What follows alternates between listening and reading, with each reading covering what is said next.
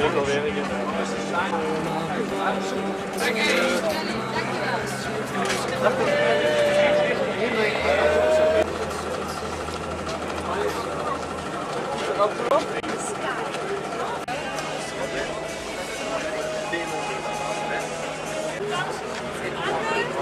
finita.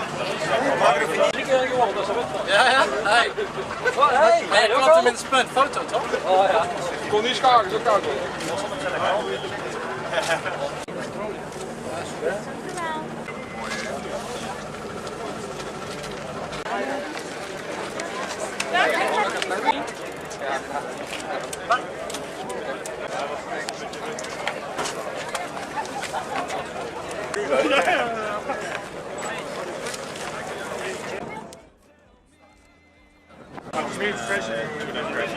Nee, dat helpt voor.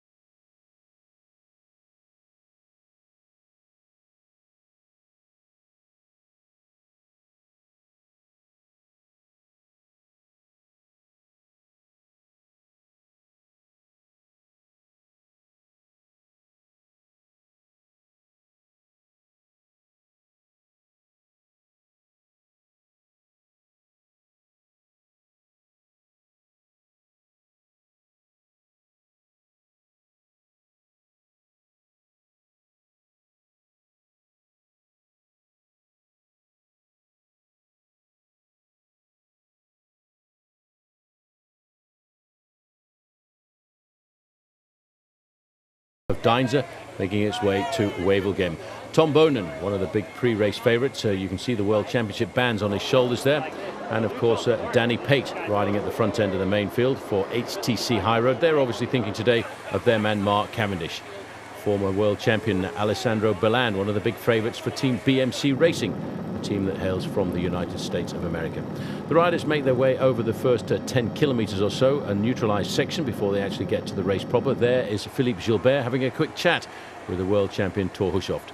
A former winner of this race, and yes, very happy to be here. Of course, Bernard Eisel having a quick chat there with George Hincapie. Pre-race favourite, everybody says, is this man, Mark Cavendish, one of the fastest sprinters in the world. And of course, watch out for Sergei Ivanov on the inside here for Team Katusha, a man who knows how to get away from the pack when the race really starts in earnest. Still pretty much neutralised, but once the riders get out onto the open road, one thing that will buffet the riders is the wind, which is very prevalent in this part of Belgium. And as soon as the race starts, lots of attacks trying to get themselves clear off the front end of the main field. This is very much how Gent-Wevelgem always starts.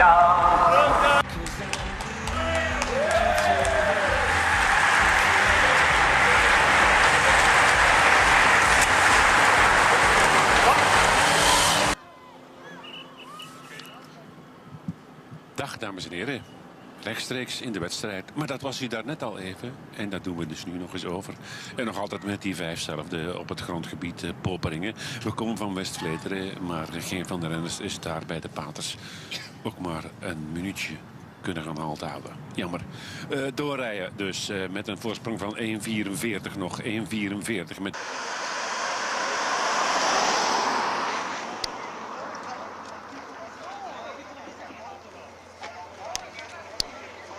Rem nu. Is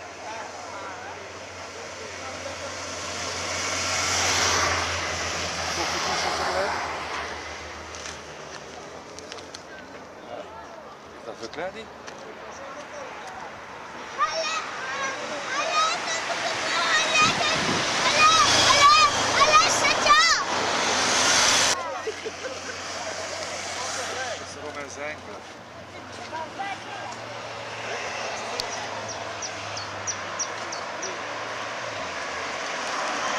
De landbouwauditor is juist standaard op de banden.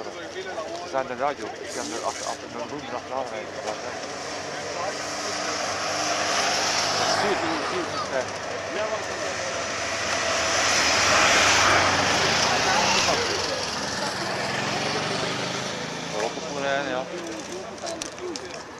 Van de Wallen.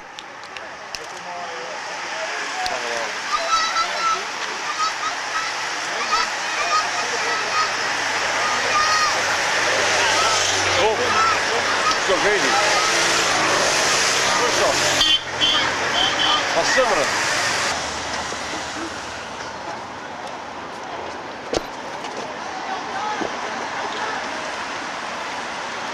Koppertje.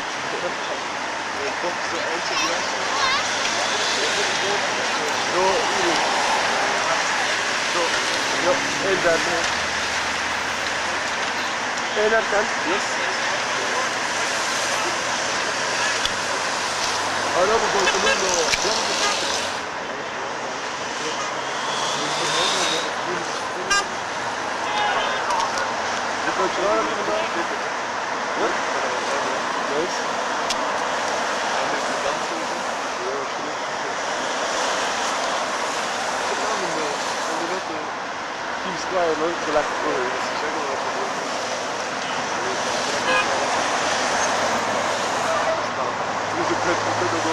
Radio Shack.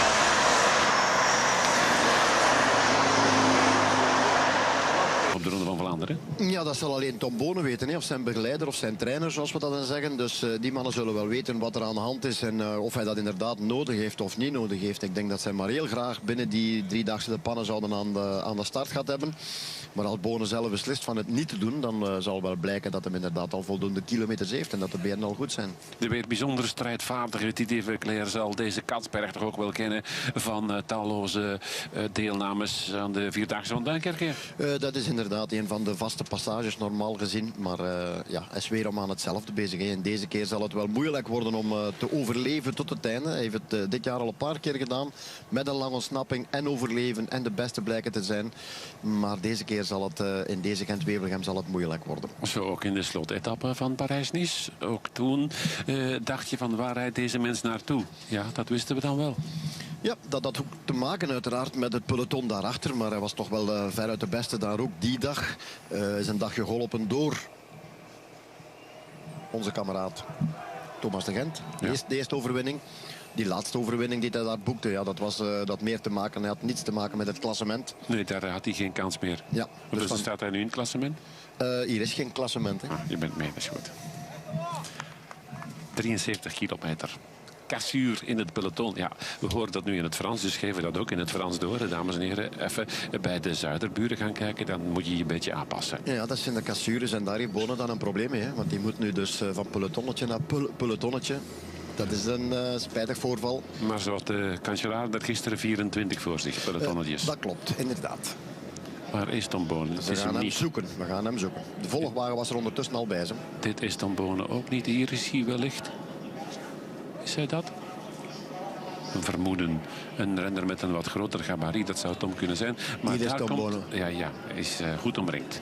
Dat is inderdaad, de volgwagen is terug. Maar geen ploegmaat die gewacht heeft. Nee, geen ploegmaat die gewacht heeft. Maar het is soms makkelijker om één renner terug te brengen dan een ploeg terug te brengen. Blijft. Zoiets, ja. 72 kilometer nog hier het peloton. Met de PMC dat zich al manifesteert. Wat zou Van Avermaat vandaag mogen doen? Ik zeg wel mogen doen. Oh, Van Avermaat mag vandaag alles doen. Die heeft een vrije rol binnen die ploeg. Kan eigenlijk een beetje kiezen. Ben je zeker van? Absoluut, ja. Kan zijn programma kiezen. Kan zijn wedstrijden kiezen. Dus ik denk dat hem na Milan-San Remo, de voorbij Milan-San Remo, zijn krediet wel een beetje meer geworden is. Binnen die ploeg.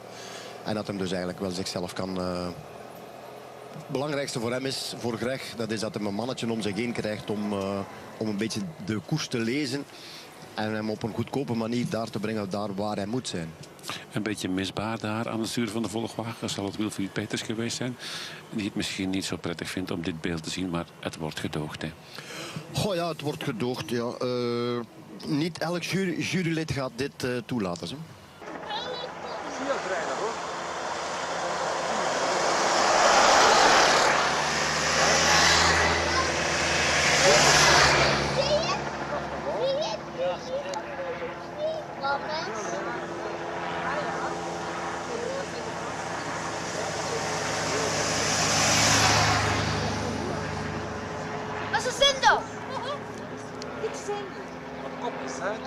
20 meter is Flanders het eerste van voren.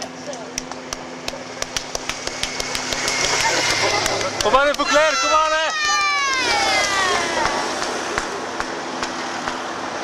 Kijk, komt er een nacht boven. Oei, die was alleen. Ja, heel alleen. Wie is het, minister?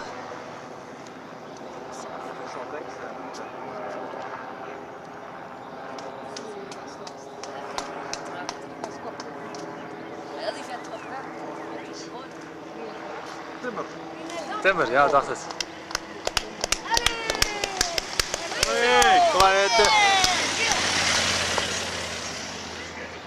Je weet, je kan naar boven steken, komt niemand.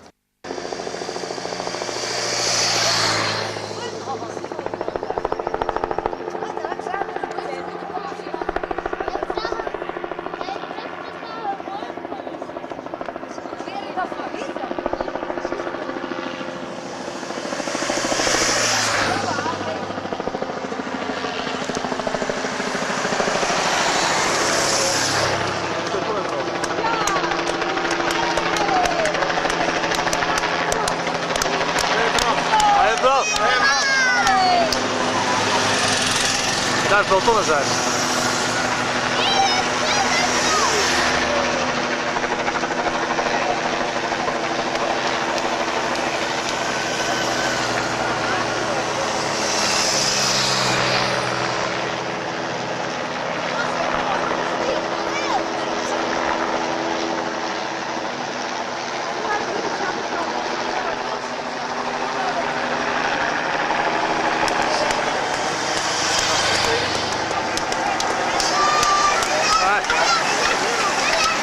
Rijpel. Oh.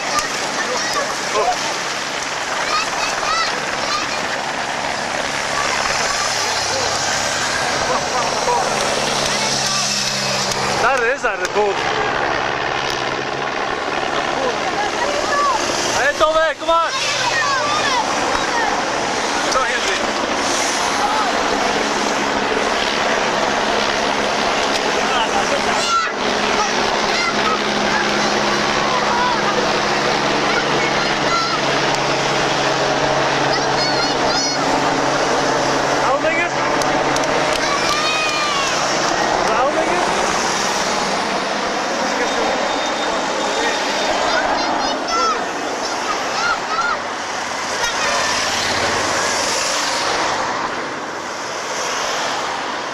Hit.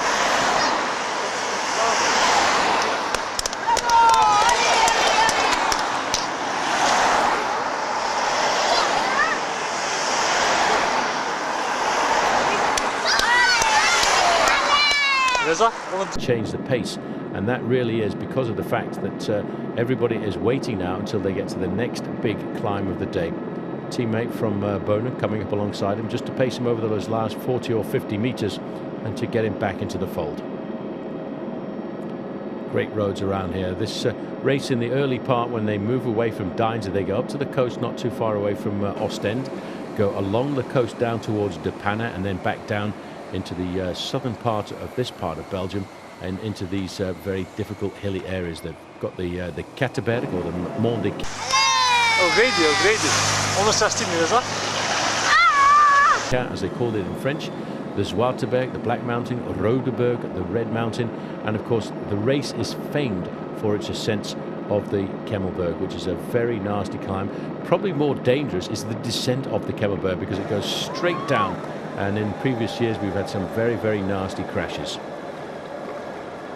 FDJ in the white jerseys, the French team of Marc Madier, all over the front of the peloton here, keeping themselves in an ideal position. And everybody now very concerned about their positioning as they run up towards the Kemmelberg.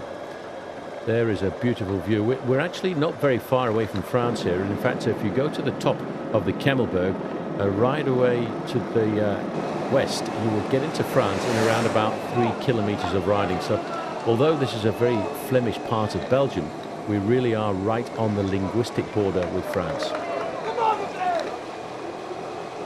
Bit of chaos. The orange jerseys at the back of the peloton, Euskaltel Euskadi. That's a team that we see much more often, very prominent in the big stage races, because that's the Basque team, and they are renowned for their big Spanish climbers. A slight lull in the chase now, as everybody realizes the next thing on the agenda is going to be a very important ascent of the next climb of the day. Over to the right-hand side in the black jersey, Team Sky, they'll be looking after the chances today of Juan Antonio Fletcher, and he's over on the left-hand side. And of course, Edvald Bosenhagen, who is a previous winner of this bike race as well. Alessandro Ballan is sitting in second position there in the red and black jersey of Team BMC Racing, a former world champion for Italy, and he's battled to get himself back into form over the last couple of seasons. Back with a leading group now, Thomas Vogler in his national champions jersey. This is the small town of Kemmel, and that indicates that we're not too far away from the town of Kemmelberge. Vogler, inimitable style of his as he starts to get up towards the start of this climb. He realizes this is an important part of the course. He started this breakaway very early on. They got a maximum advantage of 5 minutes after 70 kilometers. He's joined there by Romain Zingel of Team Cofidis and Stefan van Voren of Topsport. Albert Timmer, the rider who was with them originally in this 4-man breakaway, he's been left behind and he's caught currently in no man's land. So everybody looking over their shoulders left and right now. They know that very shortly they'll come into the small town not too far away from Kemmel, and then they will start the first serious climb of the day, the climb of the Zwarteberg, the Black Mountain. So Thomas Vogler, he's a great character, Thomas Vogler. Since he held the yellow jersey in the Tour de France a couple of years ago for 10 days, he was very, very dominant in resisting the attack of Lance Armstrong. On one occasion, he actually lost his lead in the yellow jersey on 7 different climbs of the day, and he pulled himself back into the race on every descent possible. And at the end of the day, he conserved, the final day he held the yellow jersey, he conserved it by around about 12 seconds. And Lance Armstrong actually went up to him afterwards and said, "Wait, if you have hung on to the yellow jersey quite as well as that, you really deserve it for one more day."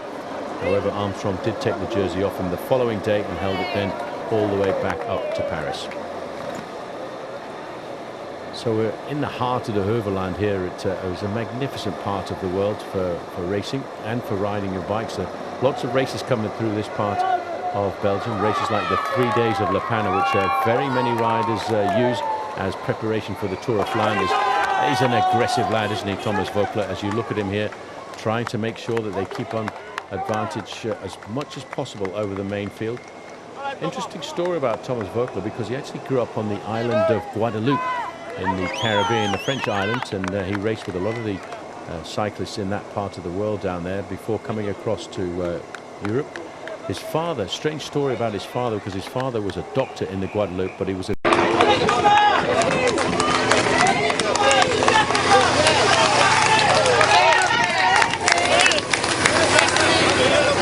way back in 2001. Thomas Vogler has become one of the names of French cycling.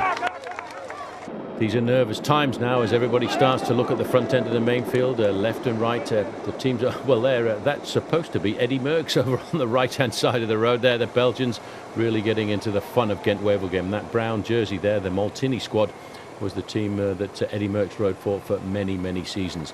This is life at the back end of the peloton. This is one of the reasons why you should not ride at the back end of a group on these small, narrow roads, because if you are here, there's absolutely no way you can get up to the front end of the pack. That's why they battle here in a situation like this to try and... That's Frédéric Guédon just sitting there right in the front of the main field. He's in the white jersey of FDJ. Française des Jeux, that's a team that's been around for an awful long time. They are always aggressive. Sylvain Chavanel for Quick Step over on the right-hand side. He'll be looking after the interests of Tom Boonen, who, despite that very little mechanical incident he had early on, is back in the main field and now starting to look quite comfortable. Never far from the front end of the action either is Alessandro Ballan of Team BMC.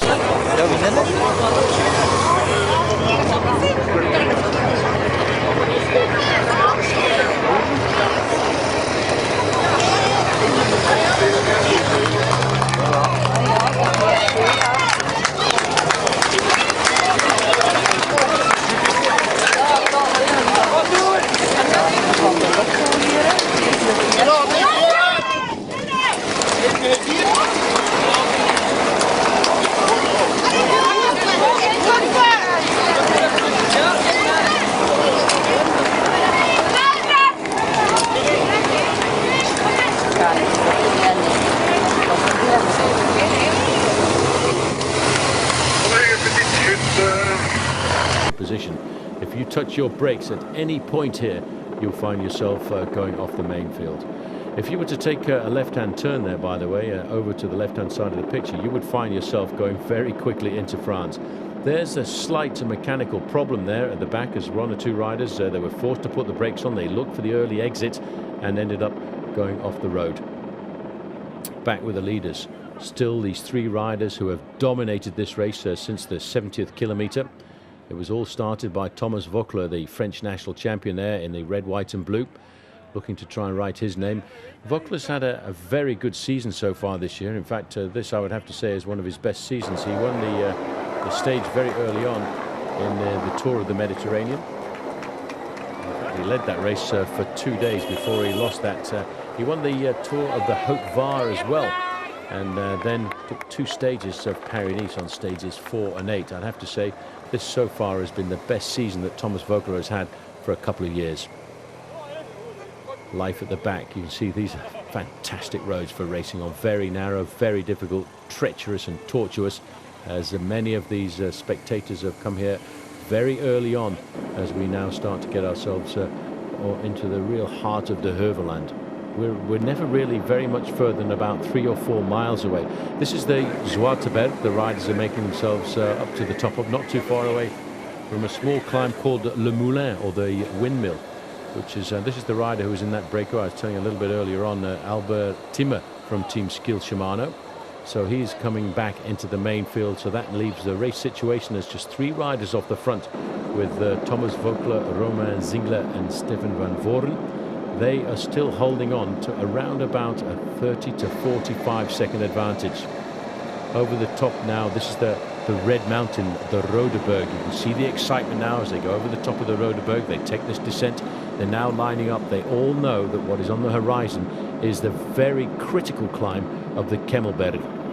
Kemmelberg featured very heavily in the First World War. In fact, if you go down to the bottom of the Kemmelberg, there's a cenotaph for the 5,000 soldiers that were defeated and killed in trying to defend just 50 meters of land, because the Kemmelberg really does control a majority of the site in this part of Belgium. There's the corner just at the top of the Rodeberg, around there, going over to the left-hand side. In previous years, they used to turn right there to go to get the Kemmelberg via the ascent of Loker. This time, they've gone to the left. They're heading down now, and they will go through the town of Kemmel before heading up to the Kemmelberg from the narrower side. So you can see there, that was Team Sky. There is that was a quick glimpse there of Bernie Eisel. Eisel is looking after Mark Cavendish. Now, this is one of the races that really does fall into the kind of style of racing that Mark Cavendish should be very good at.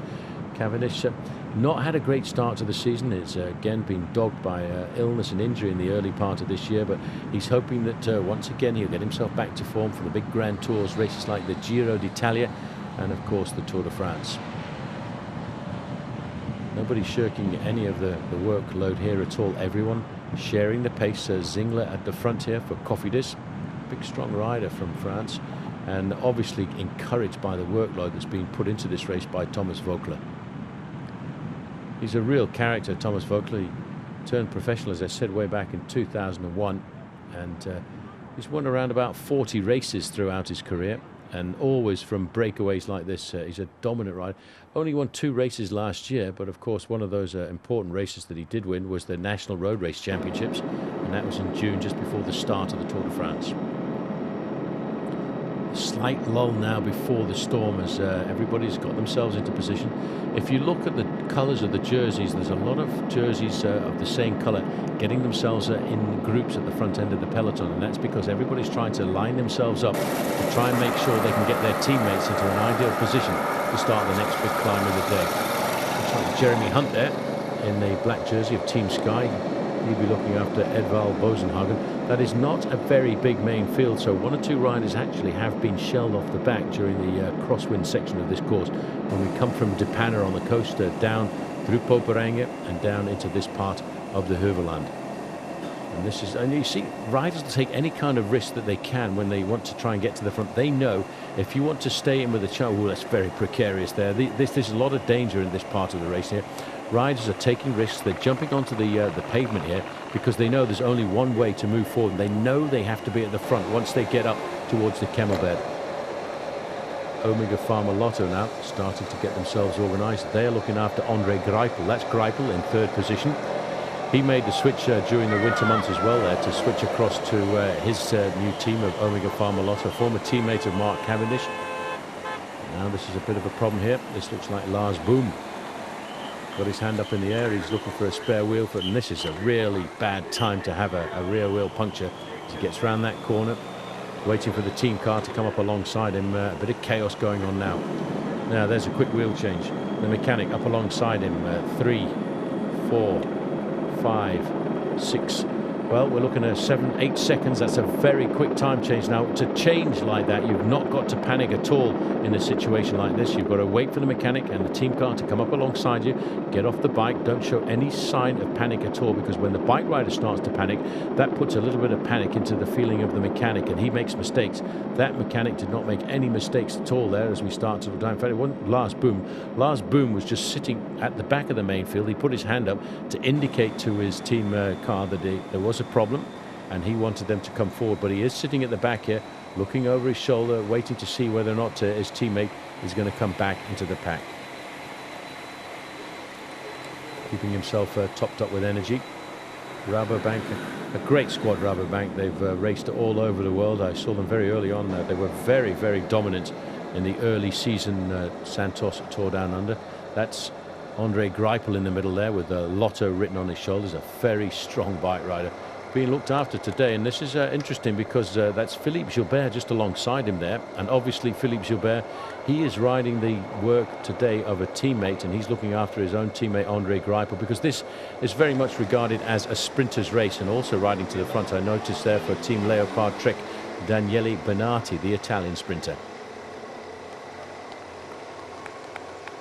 So now Thomas Voeckler very keen to go to the front. He's always happy to do the pacemaking. It's a beautiful part of Belgium, this, right the way down, not too far away from Poperang, and of course if you cross over the border here, not too far away from Hasbrook and Amiens, the little towns in the northern part of France. Narrow roads here. Just over onto the left-hand side, that is the climb of the Kemmelberg. There were so many horrendous battles. If you know the town of Ypres, or Wipers as they called it in the old days, there was massive battles here during the First World War, the 1914-18 war, the Great War, which everybody said would end all wars. And unfortunately, that hasn't been the case. Gert Stegeman's in the middle for Quick Step. He's obviously looking after his teammate this afternoon, and that, of course, is Tom Boonen. Philippe Gilbert just behind him in the black jersey. That's Matty Heyman from Team Sky. And a third-place finish in Gent-Wevelgem, the Het Nieuwsblad race in the early part of the season. Marcus Burkhardt is the rider from BMC. Look at the chaos now as everybody, they don't want to be riding with the wind in their faces, but they want to be in the 4th or 5th position. Now we're not too far. You can just see the car turning right. This is the start of the Kemmelberg for the first time. So Zingel is the rider in the red jersey of Cofidis. He will make the corner. No, will he? Because now you can see Thomas Voeckler wants to go around that corner in first place. Right, now here they go.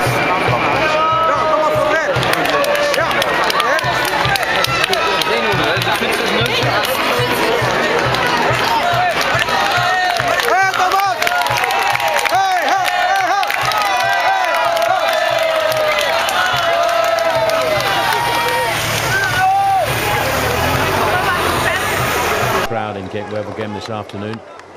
You might just notice that the rider from Vlaanderen Top Sport just sitting on the back there.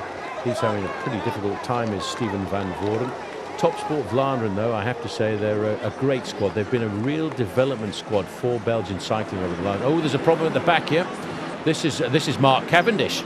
Mark Cavendish has had a problem there. His teammate was up alongside him very quickly, and this is not a great time to have a flat tyre. So Mark Cavendish is going to start the Kemmelberg right at the back end of the main field, and now that is not good for the British man.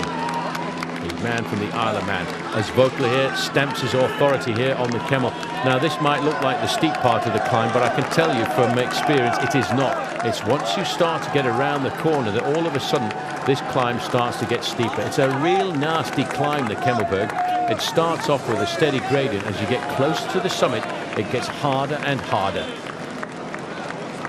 So wearing number 218, that's Roman Zingel. They cannot look at this. The crowd, they love this race. The great thing about coming to Gent-Wevelgem is you can come down here to this part of the course here in the Kemmelberg area, and you can see the race come round on a couple of occasions.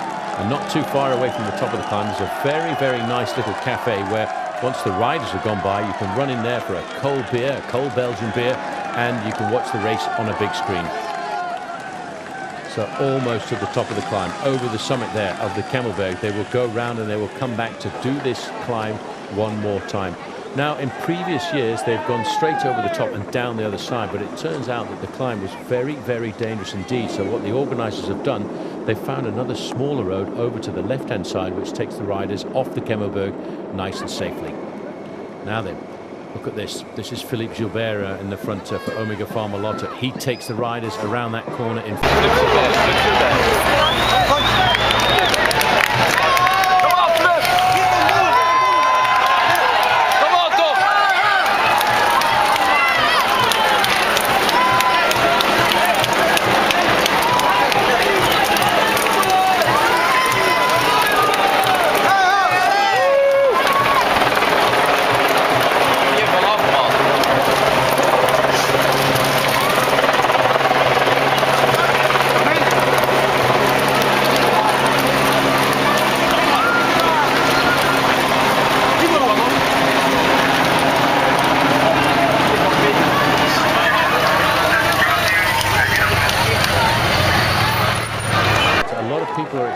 to shine when we come to the Belgian Ardennes. He started the year off with a very good victory in the Tour of the Algarve. And then he won the Strada Bianca in Italy, and he won the 5th stage of Tirreno Adriatico.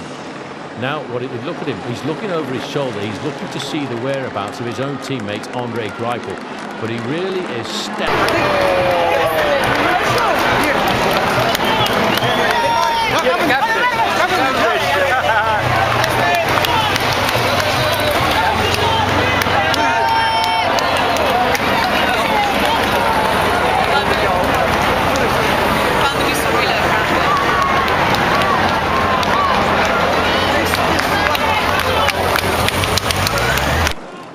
Tyler Farrer, the American sprinter, he's not too far away from the front end of the main field.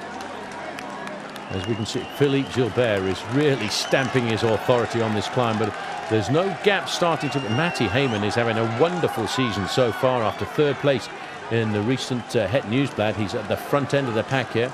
Over to the right-hand side, that's the little cafe area I was telling you about. It's a magnificent place. If you get a chance to come and watch the Gent-Wevelgem race, this is the place to come. The atmosphere is electric.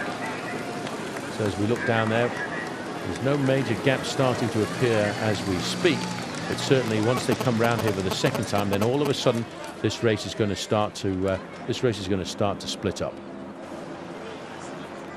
Now then, this is Heyman. Now Heyman has taken the advantage here to try and get himself off the front end of the pack. No, it's not Heyman. In fact, it's his teammate. There's Fletcher in the main pack there in their black and blue jersey. He's looking very comfortable. Also, Bradley Wiggins is near the front end of the pack as well, the British national champion. He also rides for Team Sky. Now, this is Cavendish, number 3. Great sprinter. A very slow start to the season, I have to say, for Cavendish.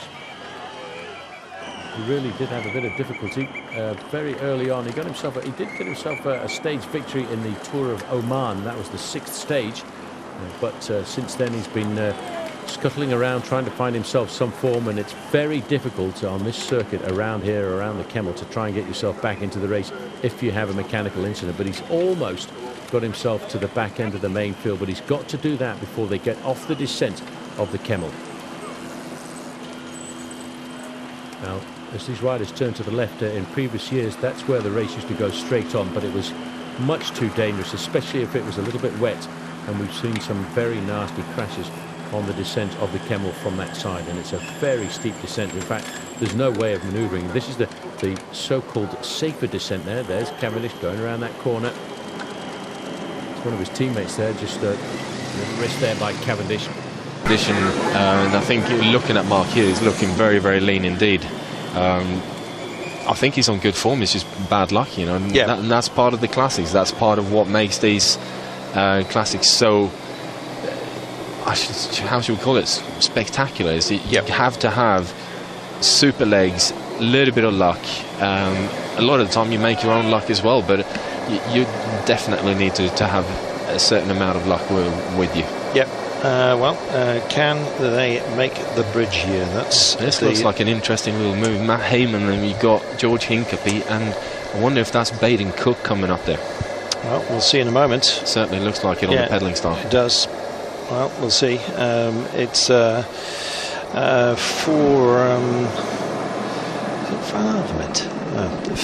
55 kilometres to go. It's getting a big no here. That's definitely George Hincapie. There's one of those people that I do recognise from a long way, because I spend enough time in the breakaway with him. And longer face, big on talent, and another season he's taking at the age of 37. And it's Baden Cook from Saxon Bank. Yeah, there we are. Baden it is. 55 to go. And they've got to do that little section all over again, including the Kemmelberg. Now then, up front, Thomas Voeckler has been caught, you might say. I think he just ran out of puff and just wanted a bit more assistance. A bit of break maybe, but relying on Zingler and Van Voren, as we've seen when the climbs start to come in. Voeckler kind of got that look on his face at the moment, like, I wish I just had some talent with me here. Some who are of equal talent, I should say, because let's take nothing away from either Zingler or Van Voren, who've had a good run here. Well, you know, when you're on one of those days when you got super legs and you're in a breakaway and you're going, you know, come on, just help me out here. Let's share something. Give me a little bit more. But, you know, those days are incredibly frustrating. It's very, very difficult as well to know what to do with it, because if you go too hard, you're going to blow yourself. And if you don't go hard enough, then obviously you're going to get caught by the breakaway. And just looking at the pace on the peloton going up the Kemmelberg, look at what that did to the time gap. A minute 44, they're basically half the time gap going up that one climb. So it's Heyman, Cook and Hincapie at the moment, just trying to make the bridge over to the three riders. I think they may well do it here. That's if a couple of the riders don't fade. I think Voeckler's probably got something left in him to kick. But without the backup, really, of some quality climbers alongside him, I think Voeckler is doomed here. Whether these three will help out or take over, well, it's for us only to speculate here. It's good for them to be where they are, however, and it's just starting to break down a little bit. Look at this. We've got that familiar Viper's Head starting here. King Cobra, you might say. And who's going to nip off the front here? Quite a few. It's starting to break down, and as the road gets even more narrow, you've seen through the woodland areas, it gets extremely narrow, probably only about 6 feet wide. Only really good enough to host three riders shoulder to shoulder. And we've got some who are hitting and hoping here. Yeah, definitely. I mean, it's still these four riders are still on a reasonably close distance, so you can bridge the gap and sort of put a little bit more manpower in that breakaway. And if you get 6, 7, 8 riders in a group like this, that's when it becomes very, very dangerous in Gent-Wevelgem, because we've seen in the past groups of that kind of size getting up there. Matthew Heyman showing that, come on, give it some gas. Yeah, trying. They've been joined by one of the Radio Shack boys. There's 4 of them now. Geoffroy Lecatre, I think that is. There we are. Geoffroy. Goodness me, was that a dog or a fox that suddenly just went across the road? Not quite sure. Only caught a very last glimpse of it. There you go. Tor Hushovd on the front of the peloton, trying to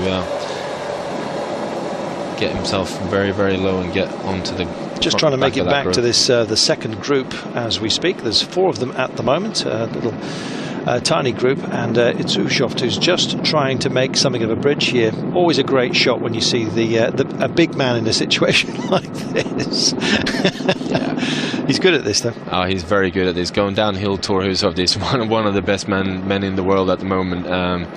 He's got so much bike control, and obviously very, very powerful rider as well. It's amazing, actually, when you see Tor in a situation like this. He always looks like he's going slowly because he's in such good control. It keeps it nice and smooth. Now then, boys, you're going to have to watch these corners. Yes, some getting a bit squeaky there. And has he made it? I think he has. Yeah, I think he's getting back onto there. I mean, still got a little bit of a gap to close, but strong move by Tor. Yeah, nice. And those further behind, you can see it really is strung out. That can snap. And if it does, woe betide you if you get caught in a lesser group. So, Tor, the big man, is here. Yeah. Great to see the World Champions jersey being up there in the front of the Classics. Well, who else is thinking about it? Tom Boonen, perhaps? Yeah, you never know, Tom. I think he should have a strong enough team with him to actually be able to sit back and get his team to do some work on the front and bring these groups back. I mean, it's still a long way to go to the finish, but I don't think Tom should be doing.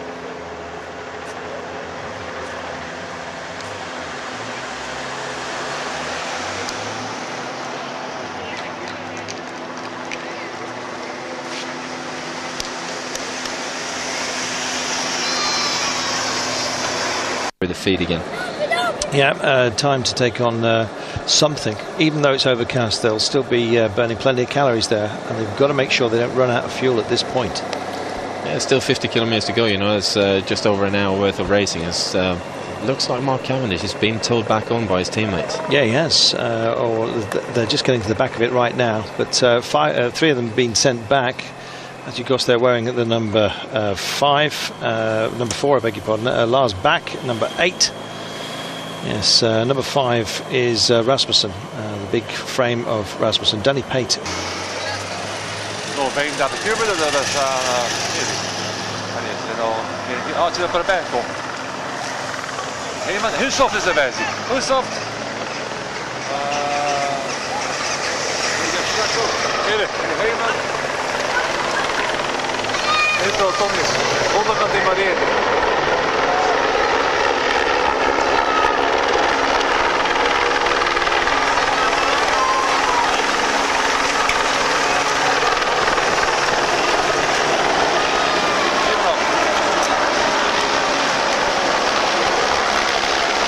Ivanov? Ja, Ivanov.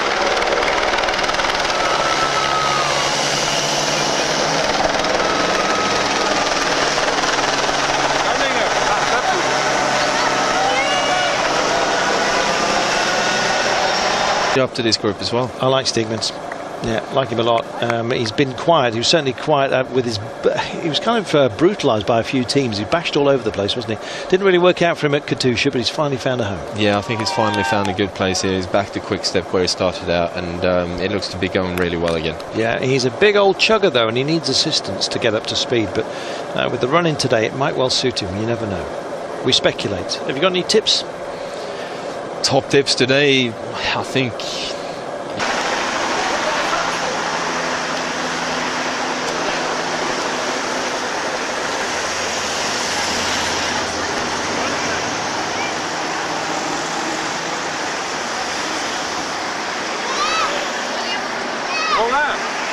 Ja, allemaal bij Heston, hè?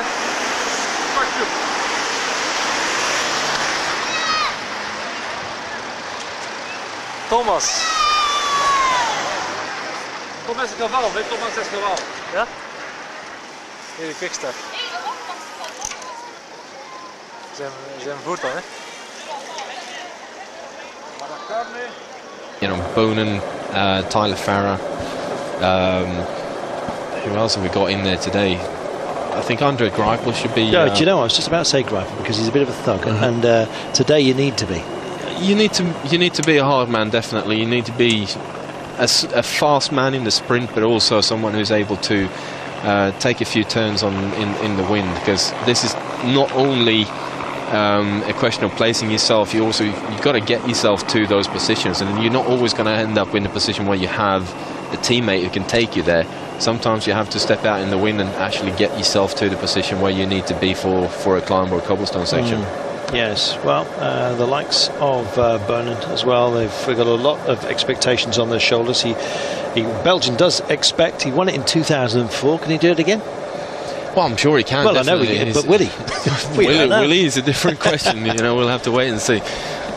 Yes, we will. Some big chugs going on here. Of Thor Ushoff just taking an awful lot of liquid on board. He needs it as well. That's Philippe Gilbert on his way up to that group. Well, that's also a bit of a fright. This is becoming very, very dangerous, this group. Well, if they can get some Thor Ushoff, Hinkepie, Matt Heyman, Baden Cook, Geert Stiekmans we've seen there, Lecat for Radio Shack, Philippe Gilbert, Maxim Iglinski also thinking about it, and Yellow Alace of Topsport Vladren. Let's not count them out. No, definitely not. Yeah, they're in the mix. There you are. You see the yellow and black. The problem in this position here now, they've just gotten a big group. There's a few guys that made big efforts to get back onto it. The difficulty is to get this group turning over and actually taking their turns very, very quickly, because it's very easy that it kind of stalls a little bit when you get a number of riders coming back on, and you need them to do their turns as well, because otherwise you're sacrificing an awful lot of energy to keep the group going. And if that happens, if it's just stalls for a fraction of a moment, peloton is back on. Yep, absolutely. It's the same stalling that we were talking about if there is a problem within the bunch when you go onto the narrow roads here. They want to put a little bit of pace between themselves and everyone else. Check over the shoulder by Tour. And here, another nasty little turn for you. I do fear these metal posts which sort of guard the pedestrian areas. Oh, Geraint Thomas has been on the deck. Has he? Yeah, definitely. Road rash, do you see? No, just very, very muddy on his white jersey. There we are. Maybe he's just not as cleanly as you thought. 49 kilometres to go, 1 minute and 11 now. And, well, there are 3 musketeers up front. Vogler, Zingler and Van Voren. They're still there, but they're being chased down by a group of quality, I think you might say. So this is where, on these kind of roads, a smaller group will actually be faster than the peloton itself, because it's so twisty and turny, and it's kind of an interesting little group again we got. And the peloton's coming back into it. Yeah, and Rabobank also there, looking for Lars Bohm, has been busy. Graham Brown can sprint occasionally. Chilingi is part of Rabobank as well. I'm always kind of looking for Flescher and Frère, but within the Rabobank ranks, it's just a habit really. But of course, they've elsewhere these days. Flescher doing a great job riding shotgun for those who are going to have a go for Sky today. Talking about the Sky team, anyone you fancy in particular? Ian Stannard maybe as a hit and hoper. Well, Ian Stannard is a solid guy that. Oh, hello.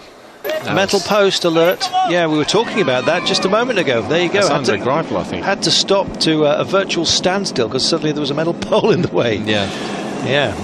Like I said, it's dangerous, these kind of races. Yeah, you've got to watch out. It's no good bunny hopping onto pavement, especially when there's pedestrians around. Those metal poles are to protect pedestrians from long vehicles, incidentally, on sharp corners. They do tell you that there is a sharp corner. And how about this for a sharp kick-up? 20%. That's no small meat, is it? No, definitely not. These climbs around here are very, very steep indeed. Yeah. They're not long, but they're just incredibly steep. And muddy too, as you can see as well. It's an agricultural region, this that we're passing through, and a lot of road break up here, particularly in the spring. A lot of patching you can see as well. So you do get gravel and mud dragged on by the vehicles. They can't possibly sweep it all clear before they come through. They take away the big stuff, but it does get a bit gluey out there. It's just Belgian racing. I don't think there's a single Belgian road that doesn't look like that. It's just part of racing in this part of the world. And yeah, they build a high crown as well because it is very wet, which is why it's so verdant. And that high crown.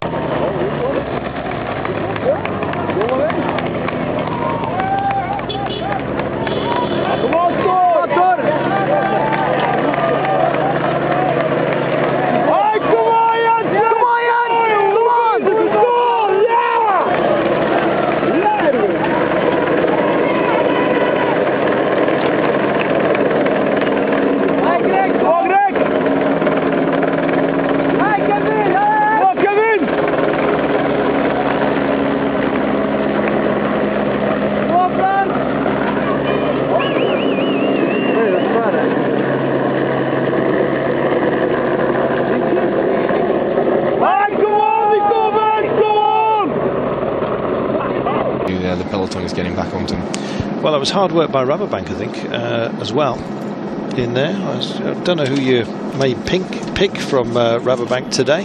They weren't immediately anyone that sprung out in terms of favourites, but Lars Bohm is one certainly who could do something special. Well, I think Rabobank have got a couple of guys that are sort of there with aspiration.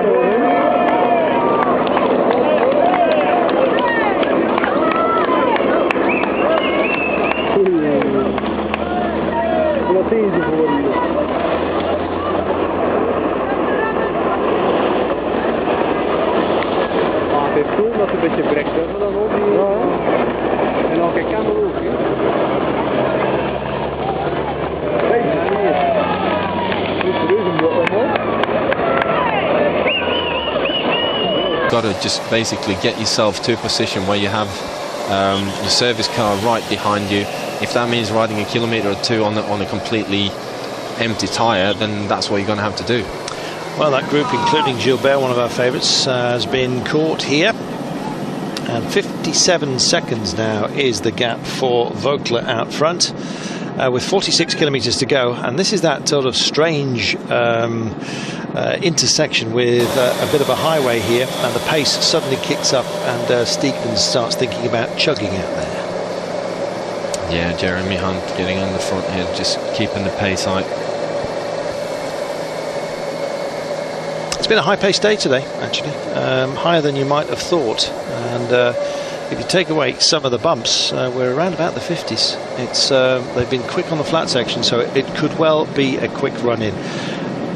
We talked about how these climbs start to coming off the Kemmelberg, and then the Montabaur. Can they all come together? What gap is going to be significant if there is a split? Well, I think by the time, if you as a three-man group, four-man group, you need to have about 3 minutes by the time you get over the Kemmelberg the last time, or the Montabaur. This is typical Gent-Wevelgem. Peloton splits up in 2-3 sections, and then you turn into climb, and it splits again, and it splits again. A couple of riders gets back on, a couple of riders gets dropped, and it's just a typical sort of Gent-Wevelgem type of racing. You see at the back of this little tight bunch here, there's absolutely no way through for any of those riders to actually make it without interfering with the line or the demeanour of one of the riders up front. It's very, very hard. You can see people just looking for space here, because there will be none when they take that right-hand turn and go on the climb again. Well, the thing that you do if you caught down the back a little bit, you kind of put yourself as far out on the edge of the road as you possibly can. Try and look for a lay-by or anything like that, any kind of widening in the road. This is a perfect opportunity here. Just after the car, swing up, jump onto the pavement, sprint past, jump back down again, and you're in the front. Just very short, sharp, hard accelerations. You do hundreds and hundreds of them in a race like today. And that was a perfect example. Yeah, I think they're listening to us, Magnus. They must be. That was a terrific bit of work. It looks like one of the HTC boys that actually got to the front there. Actually, it looks like Lars back on the. It is indeed. There we are. Magnus Backstedt, who, of course, runner-up in 2004 behind Tom Boonen, who's in this race. And expected to go well. He's got the weight of Belgium upon his shoulders. They'll be blaming him if he's anything other than victory, I think, today. They really can be quite brutal with their cyclists in Belgium. It's the sport that they think belongs to them. The French will argue with that, and other nations too. But if you're a Belgian cyclist, you believe that you are the best. Yeah, definitely. Yeah, there is some great racing going on here. We've talked about Kermis racing in the past, and how it's a fantastic basis upon which to build a pro career. It certainly is. If you learn to race a Kermis race in Belgium, you're not going to go. You're not going to be a softie. You're not going to be unsettled, no matter what kind of racing you end up doing, because it is just some of the hardest racing that you can possibly do.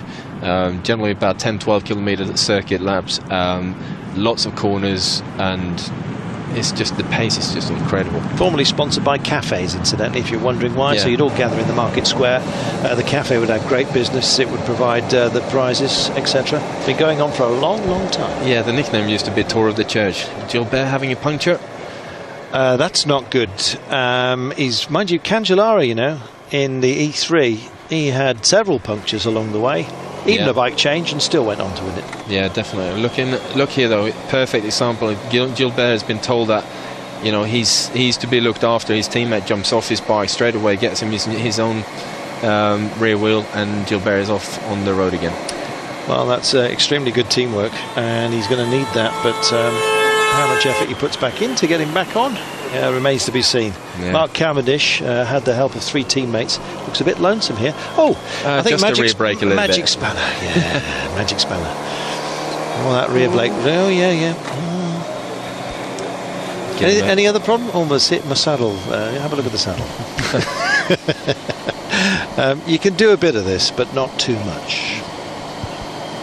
Yeah, you always got to be careful with the commissaires or the referees as such, keeping an eye on you. Did you notice that Quick Look Back sees the camera and all of a sudden the Magic Spanner was put back in the toolkit? Yeah. I don't think sticky bottle. Well, all the tricks in the book are coming out. Yeah. If you don't know, a sticky bottle is where somebody hands you a drink and you hold on to it and get the power of the car for a little while. Not too long. I don't think there's actually a rule about sticky bottle, but I think 5 seconds is too much. There is a rule. You're not allowed to do it, but everyone kind of does. And Borut Bozic having a go here. There'll be plenty more of this, and when you've got a gang that is stuck behind you because they're wide across the road, then why not have a kick off the front? Yeah, definitely not. Yeah, you'd do with a worse ally, couldn't you? You certainly could. I mean, this is a strong little duo. Quick check behind, and they're massed across the road at the moment. 47 seconds now, and I think it's probably curtains for Vogler, Zingler and Van Voren, with 42 to go and only 47 seconds there. I think if I was Vogler, I'd probably be thinking about having a last hurrah here, but we'll see. He's doing the work again. He's doing it for both of these guys. Yeah. And they're coming up to the falls flat section leading into the Kemmelberg again reasonably soon, and if Vogler's got anything left, now is the time where he needs to go. If he can stay away over the top of the Kemmelberg, then he's got an opportunity. If the peloton splits up and there's a select group coming up to him, he's got an opportunity to stay in there, and he's in for the running towards the finish. So would you say it's worth him biding his time and using the guys that he has got just to rest up a little bit and then waiting for some quality, or just go for it? He's got to go now to stay clear, because 42 seconds, I don't think they're going to stay clear until the top of the Kemmelberg. Right. And there's Bozic and Cilingi. Now, we called Cilingi as a possible today. Yeah. It's a big ask from here, though. It is a big ask to do this one, but again, you know, if you can get yourself out there and you've got someone to work with, as long as you get to the top of the Kemmelberg, then Geraint Thomas dropping his chain off. Ouch. He's not having a good day, is he? No, he's having a disastrous time, unfortunately, and that's another one. Ill fortune is something you've got to watch out for here, as well as the cobbles and everybody else. And Vogler, tongue out. Now, is this the moment? Has he decided? Has he been listening to you, Magnus? Is he going to go for it? Well, it certainly looks like he's had enough of carrying everybody, and Zingler is way back there. You see him almost stopped on the road, and Van Voren of Topsville-Bladeren is trying his best here, and Vogler, I think, has had enough. Look at that. It's just that much stronger up going up the climbs, and like I said, he needs to move here now. So the pace is up in the peloton, and everyone's now going to scramble for position. This is probably one of the key points in the race. You've got to get yourself into the bottom of the Kemmelberg in the top 10, 15 riders maybe, if you want to stay with them. This is brave. Thomas Vogler is grinding it out here, and he's on the Kemmelberg right now. 18.7% at its worst, 6.2 over the entire 530 metres. And look at this. That is a fabulous, fabulous picture. It's one of those that appears on the front of the cycling press magazines. And indeed, tomorrow it'll be in Het Nieuwsblad and the rest of it. But right now, he is on a push. He's on a mission alone. Just probably around about 10 or 15 seconds he's got on his former ally in this escape, but Vogler's decided I'm going alone on this one. Very, very brave. Look at the surface here. Yeah, it's certainly a difficult climb to do, but you can see the peloton just coming down the back there and the seconds are ticking down. 34 seconds is the gap, and it's hard, this. It's designed to be. So the pain nearly over. Off the Kemmelberg, we just have the Monteberg, and then it is a flattish run in to Wevelgem, and that's where you can get some respite. But he's put so much work in, even in the trio he did most of it, and now he's decided, well, if it's going to be my day, it has to be now. 40 to go though. I don't think it's going to happen. And we look back, and the man that we pick out is Van Voorden from Top Sport. Used to ride with Sean Kelly Racing. He's a good boy. There's plenty of them though. Look at this, and they are marauding. They're kicking off the front here. They want a piece of this. Sagan, Fletcher. I think that's Baden Cook there as well. Wow, we've got quality in abundance here. Tours in there as well. Benati, Boonen. Boonen too, yeah, you're absolutely right. Wow, it's a huge field this, and they come here with the weaponry to do well. All of these teams want a piece of this, which is becoming ever more important as part of this festival of cycling effectively in the Low Countries at this time of year. Gent-Wevelgem, 40 kilometres to go then, and the field will be relieved. They've still got the Monteberg to go, and then it is a question of running in. We've got a lot of quality up front here, and I speculate even at this point that we're going to be in for a bit of a sprint here. Yeah, looking at it hasn't quite split up enough on the climb to sort of give us a smaller group. I'm looking for a group of maybe 35 riders. It's still possible though when you're coming off this climb and onto the flat. A little bit of wind can certainly split the field up. Seen some nasty falls in the past on this very stretch of road here, and 39 to go. Who else you spotted? No, just this corner as well is one of the places where a lot of riders coming in with a little bit too much front brake, and it's very easy. It's off camber. It's very easy for your front wheel to slide out. Yeah, particularly if it's wet. Thankfully today it's remains dry as a bone. We may well have a little bit of moisture later on. You can never tell in this part of the world. And nice to see them all coming through safely here. But look how slow they are at the back, as if you are 2 or 3 wide, you tend to go into single file. It just kicks back further and further down into the bunch, doesn't it? It's exactly what you were saying, Magnus. Yeah, it certainly doesn't. When you're sitting down the back of a group like that, and you know you're turning in through that sharp corner, and you know that the guys are probably a minute ahead of you, and it's riders between you and that minute. Yeah. You just know that I'm going to have to work incredibly hard for the next couple of kilometres now to catch back up here. 39, 38 kilometres to go as it just clicks down. Only 18 seconds now. That's all that Vogler's got. And these boys are kind of just easing themselves into the final phase of this day here. It's the run to Wevelgem. Yeah, take your drinks when you can get it. That wasn't the smoothest handover. It's a skill, isn't it, delivering that sort of stuff? Yeah, it certainly is. So, now then, it's seeing who's around you. Everyone just checking on everyone else at the moment. And look at how strung out they are behind. Wow. Yes, there's an awful lot of work still remaining here as we head towards Wevelgem and the line. And I think they may well just gather themselves here. Vogler still on the front, but only 17 seconds clear just for now. 38 kilometres, 17 seconds now for Vogler, but I think that might even be a misreading, because he is being wound in here by a whole load of quality that's chasing him down. And I think we have an inevitable sprint, a bunch finish to this. They call it a Sprinters Classic. Well, that said, with 14 climbs right in the middle, you might think that you must prefer the lumpy stuff. It is short, sharp shocks, however, and some really talented riders have survived it. There is a bit of a split within the peloton, but we've probably got about 40 riders up front here, and the big names are intact. They certainly are. It seems to be that everyone who's in professional cycling has made the front group of this this ride. The only one I'm not too sure about would be Mark Cavendish, whether he made it back after his puncture and is actually in that group or not. Yeah, well, we'll find out. 15-14 seconds. They're clicking it down good and proper here.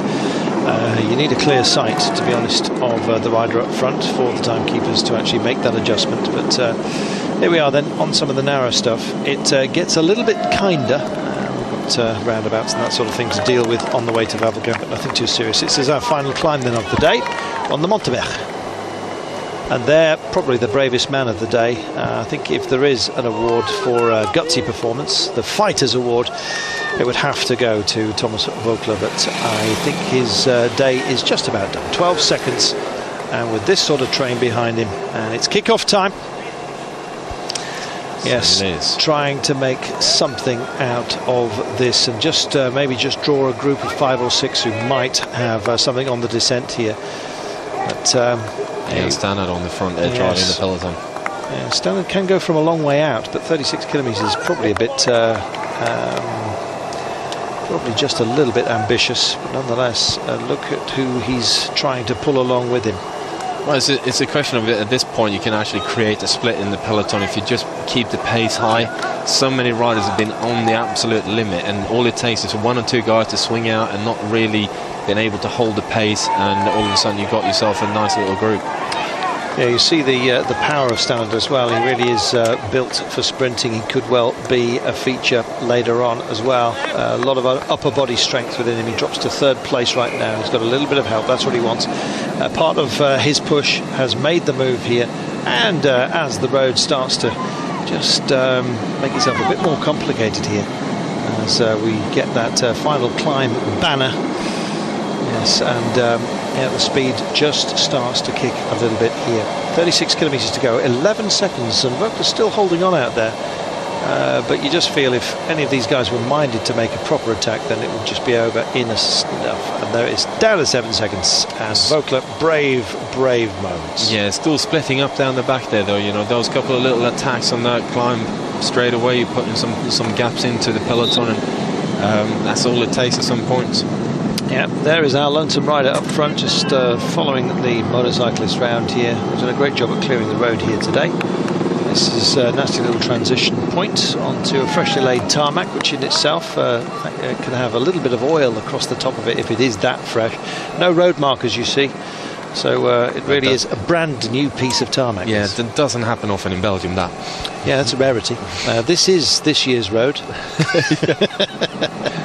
If we have any Belgian viewers, may I just tell you that I went to a wedding once and nearly crashed the car because the divots were so bad. Well, at least they've sorted this road out. 35 kilometres remaining. You think European money would have helped out? Maybe so, yeah. Spending it on other things. 35 kilometres remaining. This is a good piece of tarmac, at least in these conditions. Check this out. What are we looking at? Oh, hello. That's a lonesome figure on a very narrow. Hondo. Oh, that's a shame for Hondo, because on a day like today, he's the sort of guy that could be very useful at the very least up front. Yeah, he's one of the guys that, you know, strong enough to ride himself into a good position, but you know, he's also certainly very fast in the sprint. Yeah, he's a fantastic. If he's your lead-out man, you know about it. But yeah, a bit of a colourful past, Hondo. Let's leave it at that, shall we? 34 kilometres then remaining of this one, and yes, Vogler, it was a very brave move by him, wasn't it? But ultimately doomed, I think, because he just didn't have the backup out there. No, there's a nice little group that Ian Stannard's got himself into here with Peter Sagan and Sylvain Chavanel as well. I like Ian Stannard. He's got a bit of power about him, hasn't he? Yeah, definitely. Yes. Look at that, desperate Dan Chin, getting in gobfuls of air here. He's going to need all of that. And yes, he's a very powerful figure. Has looked back to sort of nod somebody on. Nobody's looking. But instinctively, they just take a part of this. So, any predictions at this point? Well, looking at the sort of race situation, I'm thinking it's going to come back to a reasonably big group for a sprint, and seeing as I haven't seen the likes of Tom Boonen or Tyler Farrar an awful lot, those are two names that I want to put up there. All right, then. We'll let you. Peter Sagan is there for Liquigas. Just wondering who has Bodnar. Is Bodnar with them as well? I think that was Bodnar actually in that group. Yeah, and is it Chavanel? We'll see. 33 kilometres. It's certainly quality. We know that much, and we'll get a proper look on that for you in a moment. Yeah, Sylvain Chavanel of Quick Step. He's quite punchy and attacking as well. This is a good group. It's a strong group, definitely. I think Matthew Heyman, who's went on with that Radio Shack rider, was having a couple of well-chosen words said to him because he didn't come through and ride. But obviously he's got Ian Stannard in the front group. Matthew Heyman doesn't want to ride.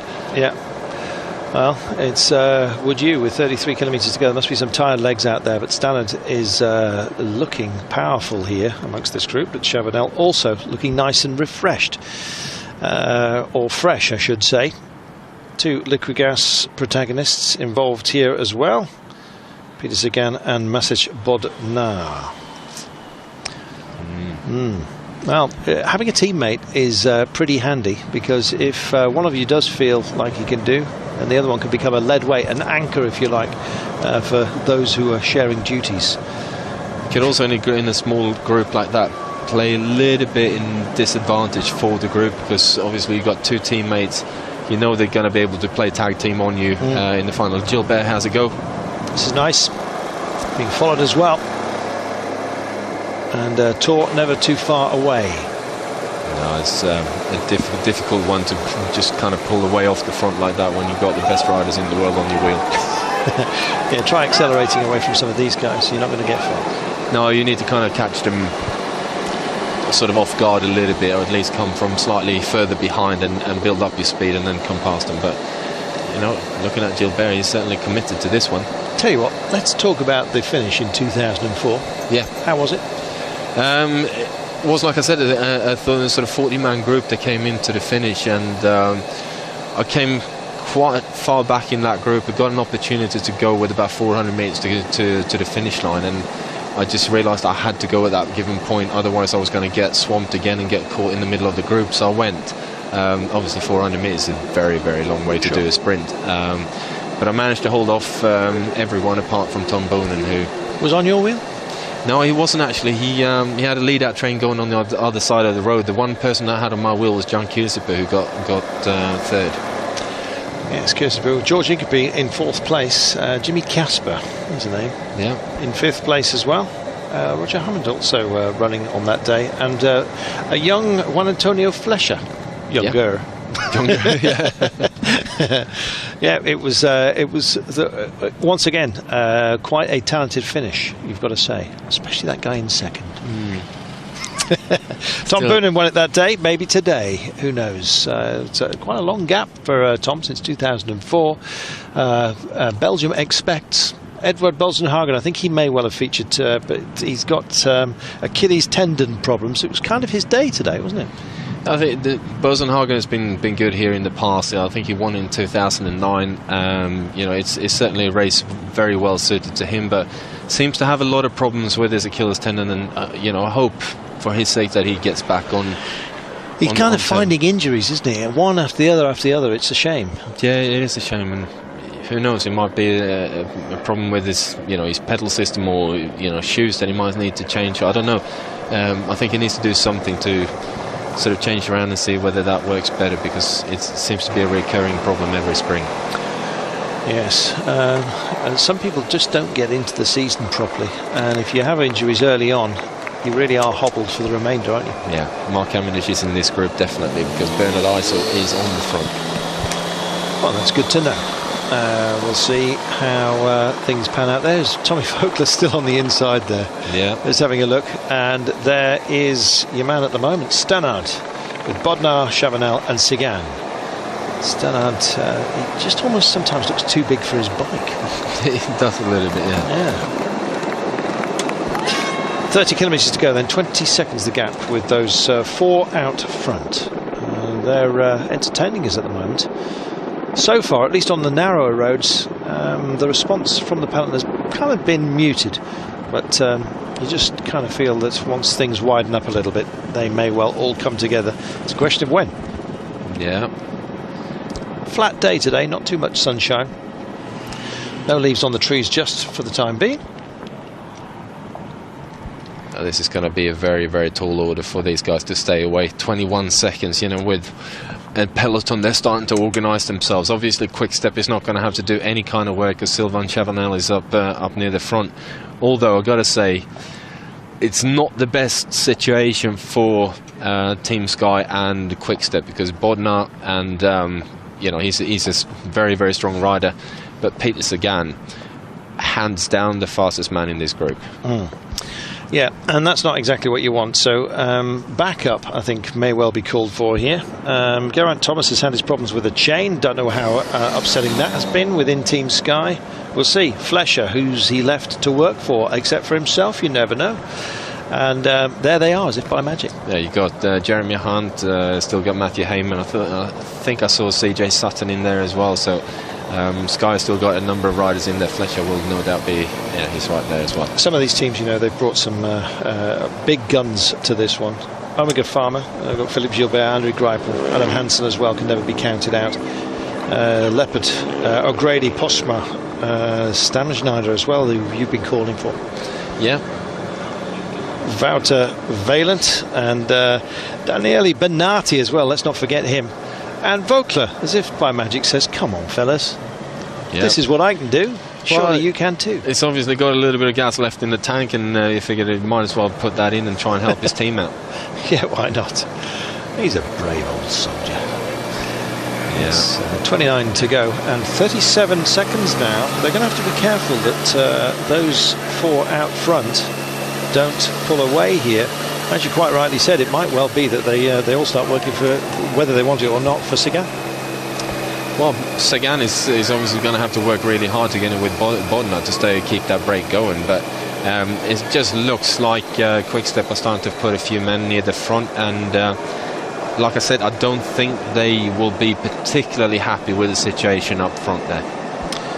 I'm just passing by one of the war graves, cemeteries, which litter this part of the world. I'm talking about battling, but it was nothing like what went on here in the Second World War, where big hiatus in this race during that period. I know some other races went on in the south of France, in the Vichy areas, but not up in this part of the world. It was just too busy with the darker side of life. There we are, just picking our way through. These corners you've got to be careful of, you know, because some of the rain runoff areas really does drop down off the tarmac, and you don't realise it's there until you hit it. Well, to be perfectly honest about it, I found that out quite harshly in 2005 when Filippo Pozzato, he was right in front of me. We were a group of 6 guys away with about 5 kilometres to go. We're coming off one of these corners, and Pozzato put his front wheel just off the edge of the road into one of these little drainy systems, and rather than just running off the road onto the pavement a little bit, he decided he was going to try and get it back up again quickly. Spat back in. And ended up coming down right in front of me and took me out as well. Yeah. He's still I wasn't best pleased with him. I tell you, just the look of him at the moment.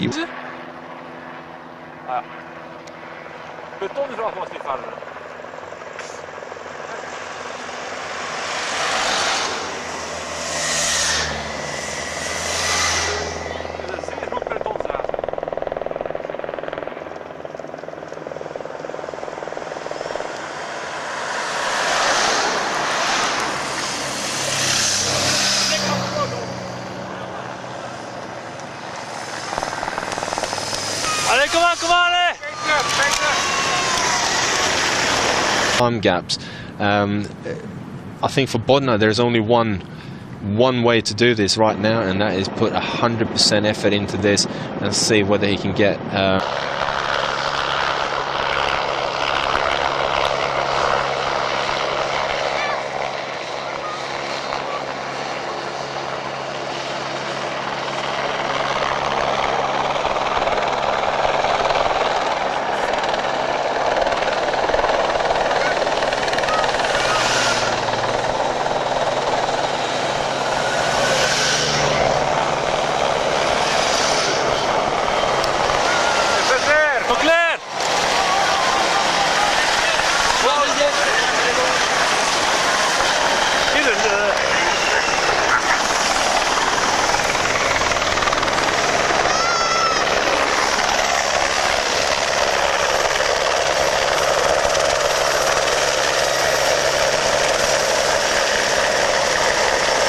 other teams, some people are not overly that used to working together.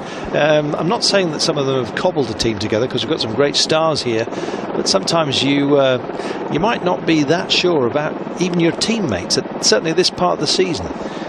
Well, I think they're all kind of coming together right now, because 90%, 99% of the teams that they are looking at the Spring Classics. You always want to have a team performing at the Spring Classic. It's such an important part of the season.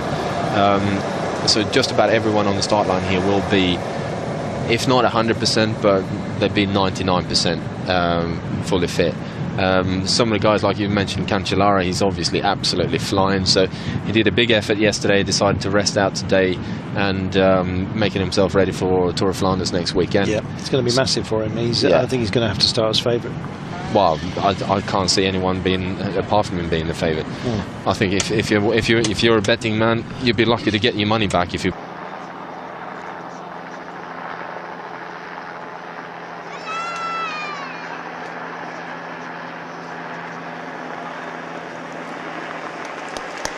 Kannst nach Hause, oder? Daar de Garcia Costa laatst. It's got to be medical reasons, because the bottles can get in the way as well as their castaway late on, apart from anything else. 37 seconds now, the gap with those four. The quartet is Sagan, Chavanel, Stannard and Bodnar. Chavanel from Quickstep, Stannard from Sky, Bodnar and Sagan from Liquigas. Bernard Eisel is doing all the work on the front here.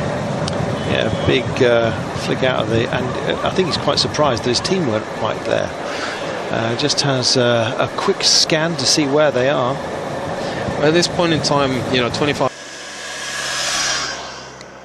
Helminger is erbij.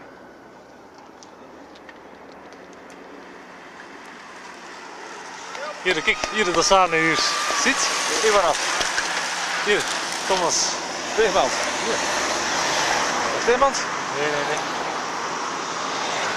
2 or 3 kilometers, you're not going to have enough manpower to actually do the lead out and do it fast enough to keep your sprinter out of trouble. Well, we'll see. Mark Cavendish, 3 Grand Tours of what his plan is for this year. I'm not really sure that Eisel will be working for Cavendish today. Would that be Goss today? Goss is definitely still there. Mark Renshaw is another opportunity, but I think I spotted Mark Cavendish in the group just now, and if he's there, then that will be the number 1 card. There we are. So even Bernard Eisel doing his duty on the front here.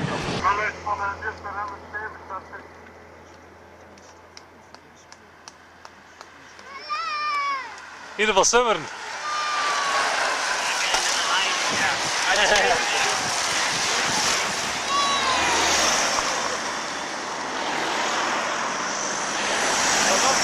What better man to actually sacrifice to do some hard work than Tommy Voklo, because it just keeps the rest of his team, they can kind of chill out a little bit more and just sit and wait.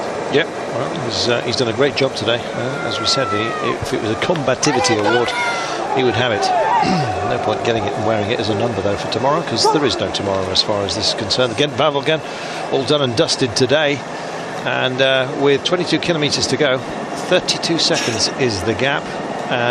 We're running into towns and villages right now along the way, on the way to Wevelgem. It used to go from Ghent itself. It's now from Deinze, the starting point. Getting just too busy, I suspect, these days, with traffic and all the rest of it. Yeah, I mean, they still do pull races into the centre of Ghent. Het Volkers finishes in there, and there's a few other races that start right in the centre as well. So, the Belgians, they just shut down any road they want. If it's a bike race, it's a bike race. It doesn't matter if it was the most busy, highway there is. Yeah. It could be the M25 here around London, and if that was in Belgium, they'd still shut it down for bike races. Over the last sort of 10-15 years, this race has really just grown and grown and grown in stature, and it's become a standalone event. It used to sort of fit in around everyone else, didn't it? It used to be that this race was you raced the Tour of Flanders on the Sunday, Wednesday Gent-Wevelgem, and Sunday there's Mark Cavendish, by the way, and so next Sunday was Paris-Roubaix, and I thought that was a really nice fit for this race, because you could kind of use if you were gunning for Paris-Roubaix, you could use Tour of Flanders as a bit of a build-up again, your final sort of preparation. Came out again, Wevelgem had a good bash at it and really tried to win the race. And then there was enough days left before Paris-Roubaix to kind of recover. Have another good recce on the... Oh, there's a crash down the back. Somebody has gone on the insides. Oh, dear, dear, dear, dear, dear. One complaint after the other, and I don't think you need us to identify that man, but we will anyway. Mark Cavendish shouting. He'd done so much work to get into that position. I wonder if that's going to be day done for him. Couple of Sky Riders. Jeremy Hunt, there's Matty Heyman. Oh dear. Well, it's come at a very bad time. Jeremy Hunt in the ditch, and it certainly looks that way. And that's Matt Heyman, looking a bit dusted up, I'm afraid. And the list goes on. Konovalovas as well is there, and Mark Cavendish is back underway. He's done so much work out there. The bike saying, no, you don't. Oh dear, what a shame. What a shame. No. So one thing after the other, and he was taken out there. Look at that. He didn't like it. It was the road, but screaming his displeasure. Well, oh dear, to be fair, Mark, you shouldn't be down that part of the peloton at this stage. You should be up near the front with your teammates out of trouble. Well, he's done so much work to get to that point. It was the side of the road catching him out again. And in fact, he was spat into the back of there. Somebody trying to avoid or recover just on a tight insider. This road surface, incidentally, it's concrete laid. It's a very cheap way of laying a road surface. You have little planks, you pour in the concrete, and then you just move on. And so if you're coming along at speed, you certainly feel the gaps where inevitably the frost gets in. Jung, jung, jung, jung, jung is the sound of many a driving experience in this part of the world. Because of that surface. Not a great surface indeed, and it does crumble towards the edge, as some of the boys have just found out. 19 kilometres to go. In fact, they're still on the country roads here. And there's Mark Cavendish. Well, we were saying that he could be a gold-rimmed invitation card to be part of the sprint here. I think that's probably now done and dusted. Yeah, that's done and dusted, isn't it? Not going to get back on there. They've sent one man back, I think, to try and tow him on, but looking at Mark, he's head down and game over for today, I think. Well, that's a shame, because I think we could have expected great things from Mark today. It's actually top sport riders. Yeah, it is. It's hard to see the difference between them from distance, to be honest, because they're if you even squint, you'll probably see that they look pretty much the same colours, same colour patterns, just slightly different accents over the shoulders. Yeah, they need to work on that. Look over the shoulder, and as Jelle Vallis offers him some condolences. Yeah, wasn't interested. No, definitely not. No, I think, but like I said, though, Mark Cavendish should not be sitting down the back of that group. He needs to be up the front, staying out of trouble. Classics are 90% of the racing is about staying out of trouble and staying up near the front. If you're in the first 25 riders, very little can go wrong. You always see where you go, what the road conditions are like, and he's certainly got enough teammates there to kind of keep him up there as well, if nothing else. So you know what this does? It lets Bernard Eisel off any kind of keeping duties. He's the defending champion. I wonder if he's going to have a go here. No, definitely. I think they'll be playing on Matthew Goss or Mark Renshaw if they're still up near the front here. Then the sprinter cars just got shifted around to one of those two instead. And Matt Goss, winner of Milan-San Remo, has obviously got incredible form at the moment. Yep. He is very, very quick. Mark Renshaw has shown as well this year that he's a very fast sprinter, so they've still got good cards to play. It's great, actually. You can afford to for Mark to have a bad day, and you've got the likes of Danny, Bernard, and of course Matthew to step into the breach left by Mark. 18 kilometres remaining, 27 seconds now, and these four here, well, we said they were quality. When's it going to get critical? 30 seconds with 6 to go? That'll be doable? Yeah, they're still doable, definitely. Well, they've got some waiting to do until they get to that point. A response from the peloton. Peloton, incidentally, has been split, and the fallers on the country roads have not helped. Mark Cavendish, if you're only just joining us, is one of those. It's been the second stop on the day. He's not a happy boy, and we don't think that Mark Cavendish will be part of the sprint later on. 17 kilometres remaining, And just around about 30 seconds, that mark they've been hovering around. It's 27 for now. We'll see just how much waiting the chasers are doing when we get our next time check for you here. But with 17 to go, and the sunshine has come to join us. You can see from the long shadows, a little bit of burn off, and they've got sight of them now on a pretty straight road, albeit with that nasty little bit of overbanding as the concrete sections are glued together here. It's not the best surface, but this is great racing nonetheless. 17 kilometres to go then. Wevelgem awaits us.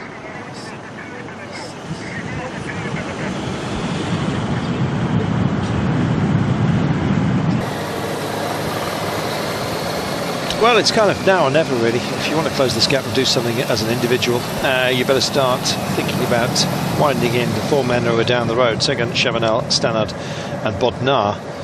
Bodnar and Sagan from Liquigas, Chavanel from Quick-Step and Stannard from Sky. They've got a 27-second gap here with 16 kilometres to go next time by. As they click them down here, it's been a long old day.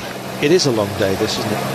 It is a long day. It's, I mean, it's a 205-kilometre race, so it's certainly a hard enough race. And for some reason, you know, the one-day races, they're always that little bit faster than any other race, and you know, in the stage race, because it literally is that day. You put everything down, you empty the tanks, and you go as hard as you can. Well, the peloton has been broken in two. You saw Quick-Step looking quite feisty in the first group. This is the second group at the moment, and they're getting on for 56 seconds down. And we've got some quality down this end as well. Yeah, we do, yeah, definitely. Toro Rosso seems to have been caught out. It's not too big a gap there, so it's still possible to close that down. But obviously, any kind of efforts that Toro Rosso is going to have to do now to get himself back on again is going to, you know, it's going to be missing in the sprint. Yep. Exactly. Whatever you leave on the road here right now, you might want later on. Excuse me, and it's coming up pretty quickly as well. 32 seconds now, the foursome up front. And yeah, it's time to make a push if you want to bridge to them. The second group, the peloton split in half. We had a faller, couple of fallers. Mark Cavendish, sadly, one of them. And as you can see, it's looking a bit messy. Yeah, I think it's looking very messy indeed. See the peloton, the second part of the peloton is at 56 seconds, so Gilbert really giving it some sticking. Yeah, giving it plenty. He started off as one of our favourites here, and a very strong, been strong so far this season, Milan-San Remo and the Eroica, and starting off as one of the favourites today. Wouldn't be surprised to see him do something very, very special. We've got Quick-Step here as well in numbers, and Francis Dijeux are not to be counted out of this one. No, certainly not. Yeah, I haven't really dwelt too much on Francis Dijeux. They've got Uterovic, Gesslin, Guedon, Dominic Rolla as well. They can play their part, so yes, watch out for them. BMC have been a bit quiet today. Well, you know, I think they've been covering the moves over the climbs and things like that, and right now they're just probably sitting back and trying to work out what the strategy is going to be for the finish, who's going to do the sprint. Coming through, if you want help, was the touch. Europe car there as well. Yeah, see Balan is sitting down there from his BMC. Vogtler for Europe car, he's on good form as well at the moment. Yeah, definitely. Yeah, so could also be a feature. Look at this, either side of a big highway now, a lot of space here, and yeah, the gaps may well close, but in doing so, just how much effort has been left behind. 14 kilometres to go. This is going to get quick now. Well, it's certainly full on, and you know, the guys are in the second part of the peloton and need to get themselves back onto the front part if they've got any kind of aspirations of doing something in the finish here. It looks like Robin McEwen is caught back there, Posato's caught back there as well, so some big names being caught behind that crash. Well, Gilbert tried to give the kick, but nobody was helping him out there, and you need help at this point. You've got to form alliances if your teammates aren't anywhere near you, and unfortunately for Gilbert, it wasn't to happen for him. Well, not for the time being anyway. I think Gilbert is just putting in the work now, trying to bring this group back, because it's tumbling 18 seconds to the front quartet, and you know, there's still hopefully got Greipel in that group. So for Omega Pharma Lotto, it's you know, that's got to be their card for today, I think, because in the flat sprint, Gilbert's not really going to have enough sort of outright speed to be playing with the likes of Boonen and Bernati and the other sprinters. And as if by magic, BMC are up there. George Hincapie, he's 37 years of age. Could it be a bit of magic here? Last one in 2001. You never know. Well, incidentally, Tom Boonen says he does not like this event. It's may have won it, doesn't like it. No, it doesn't. You don't necessarily need to like them to win them. You know, it's it is a special event. It's a very, very stressful event. But so are the more part of the classics that, you know, the sort of Belgian races. It is flat out from the moment you start the race. Kilometer zero, it is go, go, go. And it continues to be like that. And for me, that's what I used to love about this racing, because there was no place to hide. It was always full gas. Well, Quick Stepper picking it up now. You talk about full gas. The pace is really rocking here. Geert Stigmans, the big old chugger, is doing a lot of work here. Yeah, Liquid Gas are up there trying to block it. I think Quick Step are also trying to sort of slow things down a little bit. It's going out 22 seconds. It was down to 18 for a short little while there. Well, Chavanel's up front, don't forget. That's why Quick Step are doing a bit of blocking work. 2 Liquid Gas riders as well in this quartet right here. And that is Bodnar and Sagan. And we've also got Mr. Stannard, who's doing some great work here. For a big man, he's quick. It's not looking 100% committed in that front group. So Chavanel is looking like he's breathing a little bit on the heavier side, but actual Peter Sagan is not really looking like he's trying too hard. I don't know who the great and the good were there at the side of the road. Do you recognise any of those gentlemen? Didn't Their really. sports jackets looking very natty. There's a word I haven't heard or used for a long time. 12 kilometres, 22 seconds. And the lights ablaze here as we just get the haze back again. It's coming into the afternoon. You can see the long shadows being cast here, despite the fact that all clocks in Europe have changed today. Did you get up okay? I did, definitely. Been out for a nice 100 kilometre ride this morning. Yeah, me too. Yeah, it's great. 11 kilometres out there, couldn't keep up. 22 seconds the gap now. I'm just wondering if one or more of these guys might think about an individual push if it doesn't go their way. Well, I think it's a little bit early yet to go for an individual push, and you can see Sylvain Chavanel is certainly trying hard enough, and I think Stanner is pretty much flat out as well. The only one that doesn't look like he's given it everything is Peter Sagan. Yeah, he's kind of just head down at the moment, just making sure his feet and his cleats are all in the right place. His drinks bottle's empty, that kind of stuff. But 22 seconds. Bit of housekeeping, I think, before the end. 22 seconds with 11 kilometres is a tall order to hold off. Yeah, they're in traffic at the moment, as you can see, and there's an awful lot of bikes here. It almost looks like a Harley-Davidson festival. I don't think any of them are Harley-Davidsons instantly, but anyway, there you go. Look at this, BMC are coming to the front now to start putting some work in as well. As if by magic, and Radio Shack as well, just wanting to join the party here. I wonder whether Robbie Hunter is still in there for Radio Shack. Yeah, that's a good call. Vogler's still there. Yeah. What a solid ride by this man. Yeah, I think plenty of beers need to go his way. In thanks for today, at least keeping the pace up here as we look further down the field here, and just picking out Borut Buzic amongst others. Is it his birthday or something? I thought I spotted Tyler Farrer in there as well, so I wonder whether that was the front group or whether it's actually the second group on the road. Yeah, don't look for Cad Lemons, he's not here. No. Incidentally, BMC have got a fantastic team that for the first year, I think, they've got quality in abundance, and it's great that they can kind of shuffle the pack and really take a part in the top draw events such as this with a strong team. Spread themselves a little bit wider as well into some of the others. A lot of chugging going on here, a lot of very tired legs. Only 10 to go then, 22 seconds is the gap. They're holding it up, you know. They're holding up very, very well indeed. Yeah, we still haven't seen any other really sort of big teams hitting the front though. I mean, the damage was, the time was brought back by Gilbert, so of question is, has he still got a little bit left in the tank to do another couple of big turns and actually get him back? Well, the fall not so long ago, about 7 or 8 kilometres ago, really did not help Mark Cavendish. Didn't help either Tor Ushoft. So a couple of quality names who've disappeared. 9 kilometres to go, or at least been hobbled in the run in here. And it's solidly, what would you say, 35, 40 riders here? Yeah, of the field. Give it a 40 riders. Yeah, from this distance, about that. 9 to go then, in 22 seconds, and still that quartet stay out in front. But it's on some of the straighter sections here, the peloton have a view of them, but you can see everyone looks like they're working hard.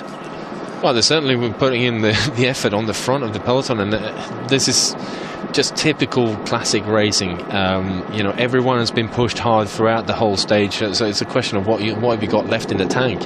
And sometimes, the peloton actually struggles to bring a breakaway back. Do you know, they've got some planting going on there, and they've fenced off the middle to stop anyone bunny hopping straight through the whole lot of it and going cyclocross. I know that would be on Magnus Backsted's mind as an option.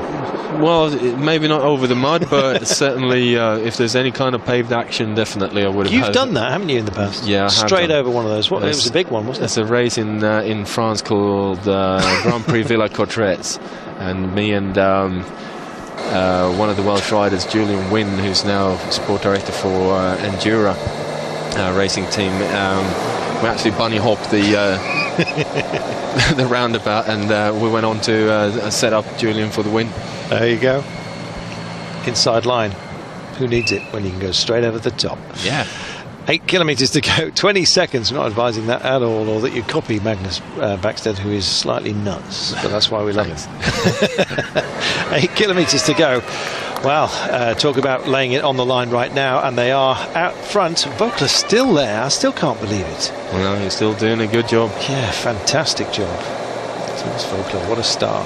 Now then, they've all got single men up here, as you can see, but equally, some of the chops and turns here. 17 seconds now with 7 to go. I think it's over. I think you want to keep an eye out for a certain blue train down the right-hand side of the peloton at some point here now, because Quick Step are no doubt going to want to make sure that they're set up and ready for a lead out for Tom Boonen if this breakaway break gets brought back. Yep, several options coming through here. Some of them have got to go up onto the curbs. Bunny hopping indeed. Some taking the cycle lane on the inside, others sticking with the road. But they've got to just put all that behind them here, because it's about what's going on up the road. Vogler still chugging away here. And just look at the mix we've got here. Amazing. Yeah, it's a great mix of teams putting one rider in there to try and bring this back, and this is what happens sometimes when riders get caught out behind crashes, etc. And you just got to throw anything you got at it. Omega Pharma Lotto working for Philippe Gilbert, Quickstep working for Tom Boonen, and yes, they are doing some look Greipel as well for Omega Pharma. Yeah, 6 to go, and well, it's now lay it on the line time. You can see that from the pace that they're keeping here. The peloton is being really strung out. We've had a couple of challenging little turns along the way. Only 6 to go, and we're on a full charge almost right here, right now. Another turn coming up. 6 to go, 4 men up front, and as we come over this little railway line, we had a hold-up yesterday with the railway line on the Tour of Catalonia. Yes, the peloton held up. None of that here right now, thank heaven, especially with only 6 to go. Chavanel Stannard, who out of these, with Bodnar and Chavanel, who's going to go for it? Sagan? Any of them? Well, Sagan is certainly the one that's looking the freshest, so I would expect him or Chavanel to have a go at this one. Well, they're all checking each other right now. It's all too late, I think. 10 seconds remaining. If somebody's going to have a punch, they better make it right now. With 5 to go, we've gone through that marker right now with our leaders, and it's an awful lot of work being put on the front here, just trying to see which team is most together, and it looks like Quick Step for now. Well, I think Quick Step is certainly going to be lining themselves up for Tom Boonen, but I'm also expecting HTC. They're putting in a fair bit of work. They need to kind of make sure that they get something done here as well. Omega Pharma Lotto looks like they got Greipel there. Is got 2 teammates in front of him, but very, very near the front. and still 5Ks to go. Yeah, still 5 to go, and a nasty little right-hander here. Doesn't look too bad, but a lot of painted surface as well, which can have an impact, with 11 seconds holding station at the moment, because the 4 out front realise they're within sight, and they've picked up the pace just a little bit. Everybody has. Look how strung out they are. Yeah, this is certainly one of the parts where you need to be near the front. There is a section of road between 5 kilometers and about 2 kilometers to go, which it's got a lot of corners in them, and you need to be aware of what's going on there. All of a sudden it kind of opens up a little bit for the final sort of 1.5 to 2 kilometers, where the road gets a little bit wider again, and it's basically a straight in run for the final couple of kilometres. Well, some of the crowd getting very close. Some of them have stepped off the pavement here and are just narrowing the line. They're going to have to be careful. You only get one chance when there's a rider coming towards you, and it's a very slim chance of getting out of the way quick enough, because they can come at a pace, and you can see that right now. Marcel Seberg on the front doing a lot of work here now. Possibly too much. We'll see. BMC getting themselves into a nice position as well, and some of the Leopard Trek boys also. Look, you've got the whole blue train there. Quick Step put whatever they have into this mix to try and set Tom Boonen up for the sprint. I think I spotted Tyler Farah there on no, it's actually Daniele Benati. Farah is not that far away. Greipel's in the frame for Omega Pharma, we know that. 4 to go then, 7 seconds remaining. That's the gap, and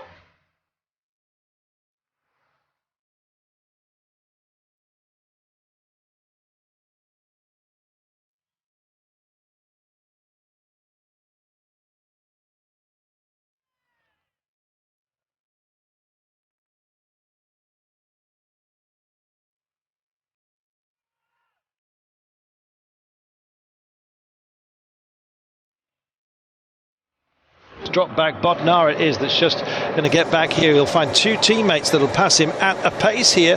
Look at this, a lot of looking over his shoulders, a lot of discussion going on as well, particularly amongst the Quick Step boys. 3 to go, 8 seconds the gap now with the 3 men. Now it's a trio up front, and there is Bodnar. He's had a good day in the saddle, he's done a good job, but what is happening up there? And you look at Sky starting to get themselves into place. Saxo Bank also here, just getting into a good position. Well, looking at Liquid Gas, have moved 2 guys up near the front as well, trying on Philippe Gilbert's wheel, just kind of marking things off and trying to disturb the rhythm of the group a little bit. You can see there's no one coming through there to take the turn. Philippe Gilbert is left on the front on his own, so it's basically 3 against 1 here to try and bring this gap back. So who's got anything left? Chavanel looking a little bit toothy here. Stallard also grimacing just a little bit. And only 3 to go, and they're getting, is it in the realms of possibility? That's the big question, because at the moment the peloton haven't quite sorted themselves out. A lot of chat going on. Liquid Gas aren't going to help out here, acting as a bit of an anchor at the front here. 3 to go, 7 seconds. It'll be 2 in just a moment, and there it is. 3 men up front. Now, anyone feeling brave? Well, I think Ian Stannard here sitting on the wheel, it's kind of disrupting the rhythm a little bit, because obviously if he's not taking a turn, it means that he gets fresher. And he has a go. He does have a go. Well, that's exactly what he was doing. It's a great piece of riding by Stannard, and he's chugged off here, and the rest of them, the others, can't respond here. Stannard is going for it with 2 to go. It's a long way out, an awful long way out. 6 seconds the gap. Can he make it? Well, Stannard is a good pursuiter as well, so if anyone can, maybe it could be Stannard today.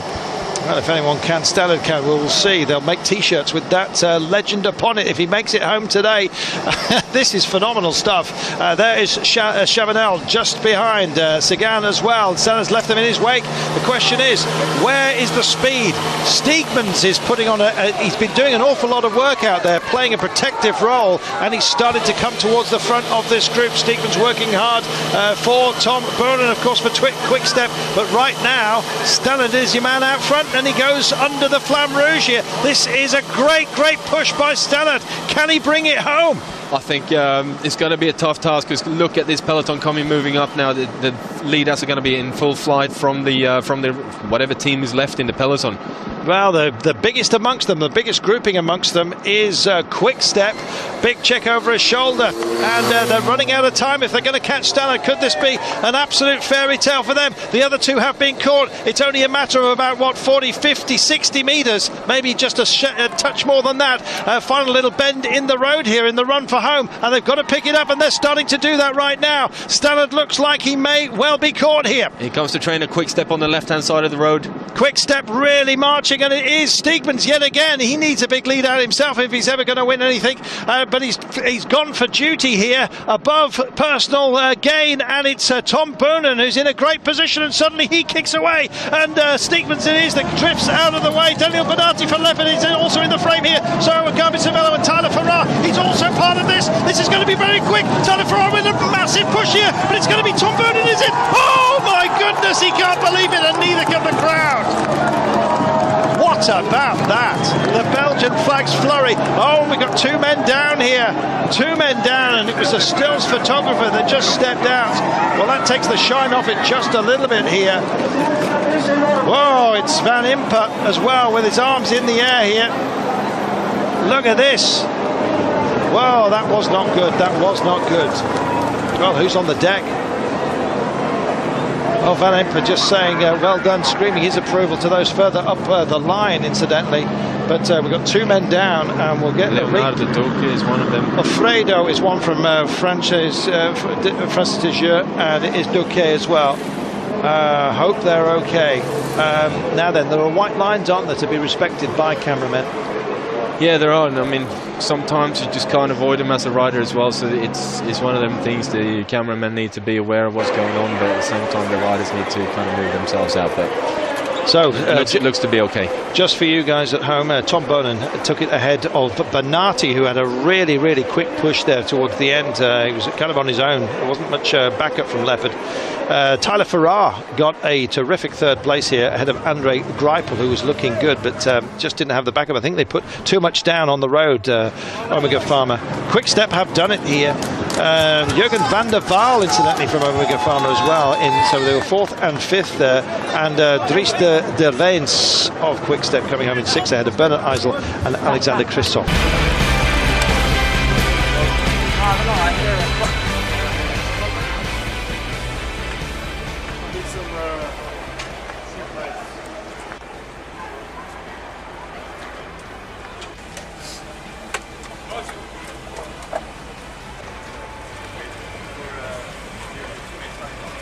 I saw grass stains on what years ago. Yeah. But what is this for your plastic? Yeah, I mean, Because of course the distance was too close with you and the bunch.